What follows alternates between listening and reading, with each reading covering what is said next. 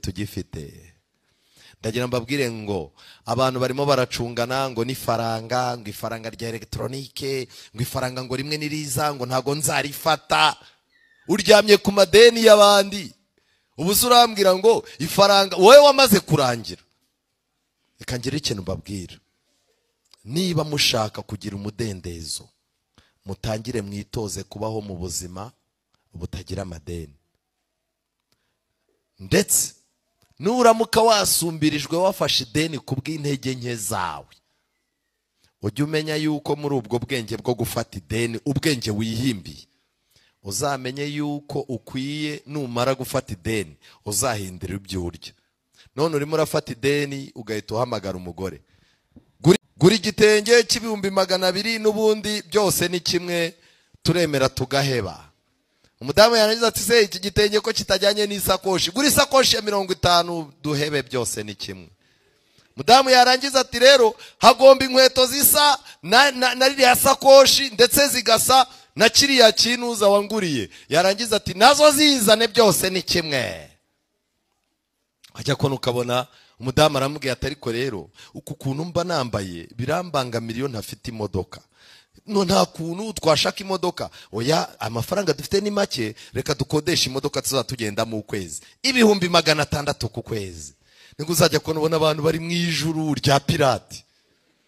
Hano hose mufate babahe ibintu bigize gute, biriho umumama kazazaguruka nkaha muri lonchi, umufasha wanjye Imana abagabo. Iyo umugore yagize amafaranga menshi, umugabo yitwa umufasha.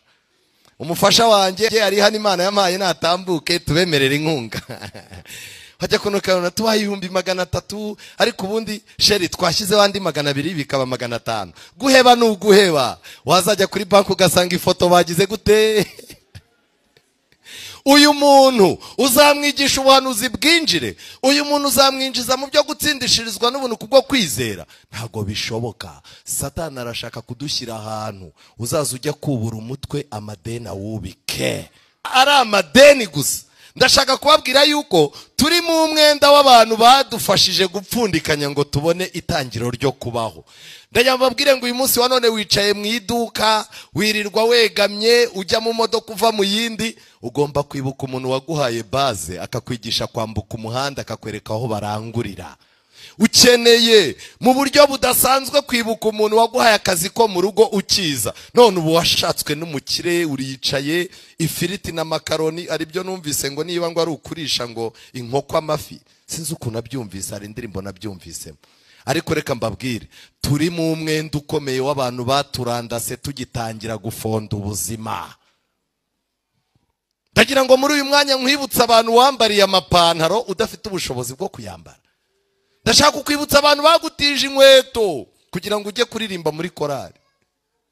Hari abantu bapfundikanyije, hari ingo wagiye usura, bakakubona bakabona urashonje, umudamu nyiri urwo rugo akabwira umugabo ati uyu mwana w'umusore aho kugira ngo apfe reka tuburare tubimuha birye. Ariko ubukoze mu mifuko, ubu usigaye ari umuntu ukomeye, ukora mu mifuko ukitaba telefone ya touch. Kangire ikintu mbabwira, tuntu badufashije gupfundikanya. Iki cyigisho ndimo kukiga, nari ndimo kureba abantu bamfashije gupfundikanya benshi cyane imbere yanjye. Imana izamfashe ngira icyo mbamarira. Iyo utibuka icyo uba uri impumyi, uri mu mwenda. Nongere mbabwira undi mwenda ukomeye nkuko twabisomye mu Baroma 13:8, umwenda wo gukundana. Pawulo ati ntimukagire umwenda wose keretse gukundana, kuko umuntu ukunda undi abasohoje iki? Amategeko. Turi mu mwenda w'abantu bajyaga baza no kudukomeza twarakennye, abantu bose bakagucaho, umuntu akakureba agatavuga ati ariko iki kirareba nk'ikijura.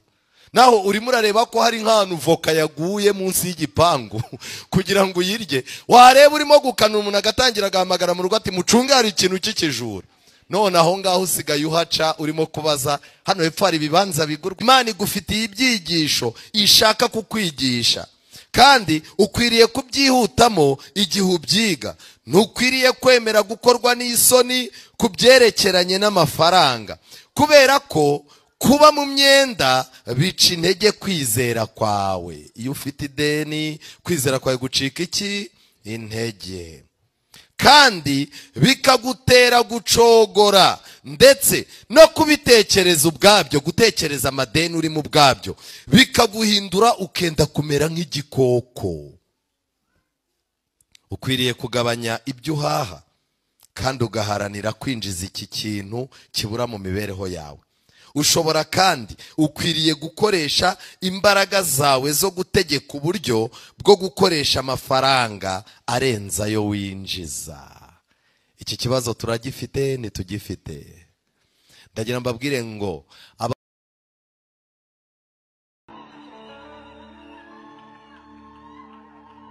hari umuririmbyi waririmbye ngo aryohera cyane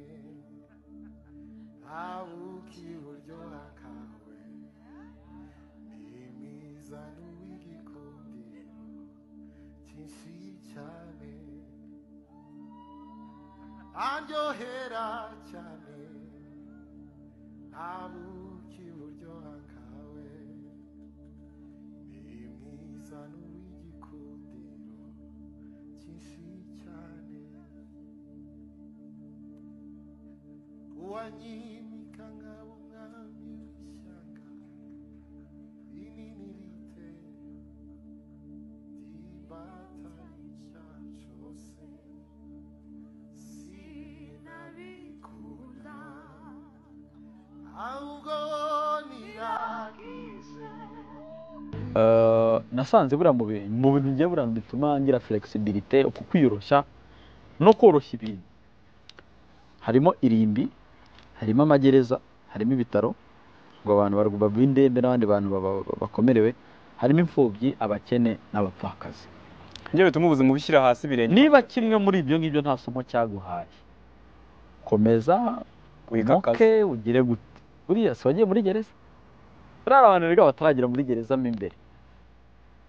Prize umuntu utarinjira mu na rimwe mu buzima bwe ari ibintu atazi.